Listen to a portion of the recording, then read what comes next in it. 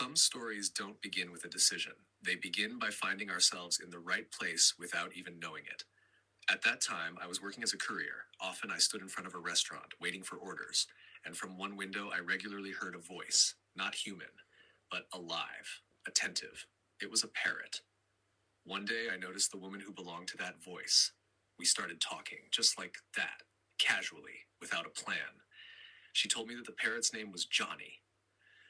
I told her in return that I was working on a film, my own project about animals. And something unusual happened in that conversation. It turned out that she also worked in film, voiceover, acting, as if two worlds overlapped for a moment. I mentioned that in my film there's a pirate character, and pirates often have a parrot. She smiled and said, "We can try." That day she came to show him to me. Johnny was sitting on her shoulder.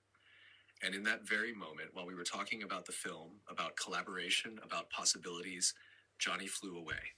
Not dramatically, not violently. He simply lifted himself and disappeared into the height. We searched for him for a long time. And then something happened that changed the energy of the whole space. A falcon appeared in the sky, circling, watching, and Johnny vanished from sight with it. In that moment, it was no longer just an escape. There was real danger and real fear. We didn't know if we would ever see him again. But she stood differently. Not in panic, not in helplessness, but in faith. She searched for him all night, calling, walking around the area. And the next day, something happened that cannot be planned. Johnny flew into a hospital window on the 14th floor.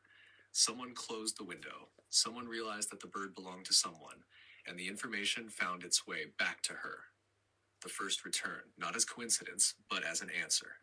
A few weeks later, we arranged to film, this time at her home, and that day, the window opened again. Johnny flew away for the second time. This time farther and for longer.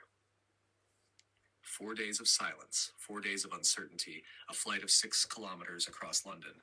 She wrote everything down, how to call him, which sentences he responds to, what his voice is like, and someone else read it.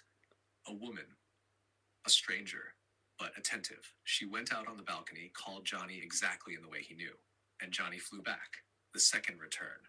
Some would say luck, others would say coincidence. Golden Bridge says something different. Connection, faith, and openness that does not close the window even after the first disappointment.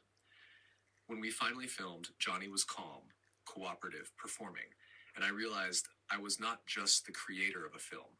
I was part of a story that could not be written in advance. Some beings do not come to be used. They come to teach us something about trust, about timing, about faith that does not force.